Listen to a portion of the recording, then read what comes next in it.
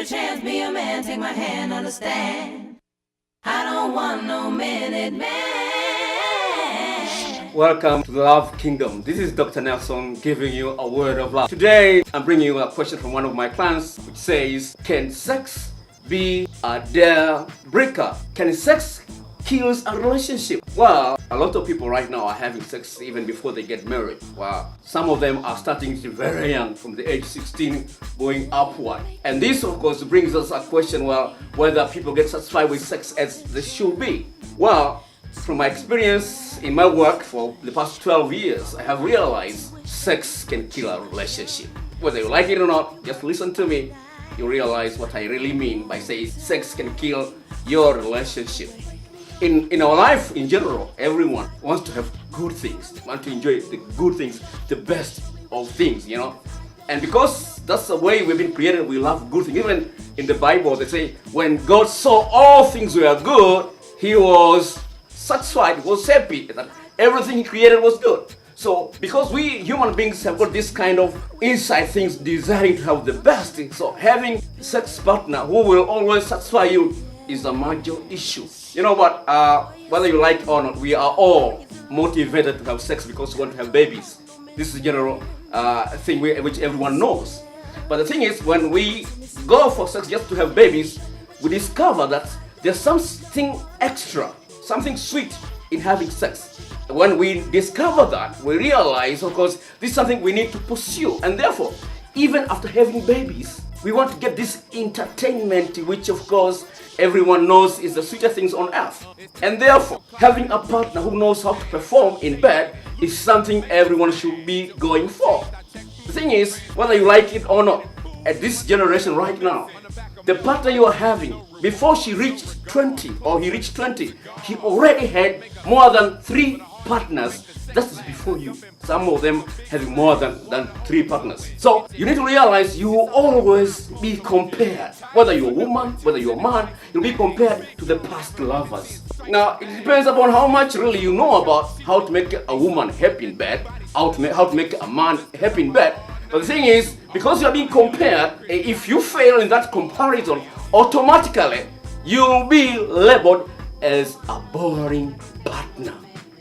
Somebody said, well, you can be boring at dinner, but if you're boring in bed, that is unforgivable. You know what? Because you can play with anybody, you can talk to anybody, you can have fun with anybody in other areas, but when it comes to sex, you need a special partner. If that special partner is failing you, no matter how good he is or she is in other areas, you'll start feeling sad about her or him being in a relationship with you. And therefore, slowly that sadness accumulates. The thing is, you will be told about how boring you are in bed. You will be told. So your partner becomes sad as the days goes on. He becomes sad about you, and then he starts thinking about somebody else. Either an ex-girlfriend or an ex-boyfriend, and that confuses the person even more. And therefore, he or she starts thinking, well, did I make a mistake in entering this relationship? I remember receiving a call from one of my audience in the radio programs that I'm conducting. This young lady, everyone enjoy having a good thing in life. Why should it not be the case of sex? Somebody asked this question, says, well, what about if your partner, maybe your husband, your wife, comes with a tragedy, and maybe she's injured or he's injured to an extent that she can't have sex because of physical injuries? Will you continue with that person or will you divorce him? Well, a lot of people I was talking to said, well, either he or she should allow me to go outside of a relationship and get somebody else to really fulfill that need, because it's a need which every woman, every man has. And therefore, a challenge to you, my viewers, are you sure that you are good enough in bed? Let me tell you this. From my experience in my office, a lot of women are faking orgasm. A lot. According to research which was done in UK and recorded in the Journal of Sexual Medicine, between 50 and 67% of women are faking orgasm.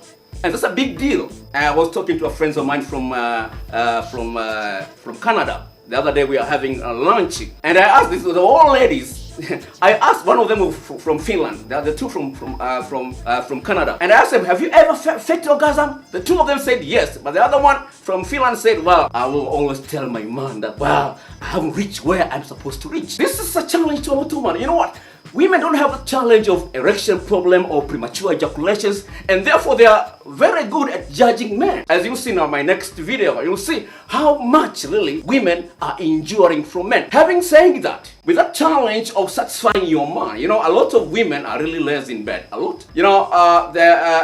From experience, really, I think, women, they just know 2 or 3 things to do to a man. And most men are, because of erection problems and premature ejaculation, they're also having a problem in their performance. And all these things are contributing to a problem in relationship. Your husband or your boyfriend or your girlfriend, because he will not tell you how much you failed. He will always start thinking about you in a negative thing. So whenever he's thinking about sex, you will not be the first person to come in his or her mind. And this, as keep on repeating and repeating, your partner feels like if he made or she made a mistake in choosing you.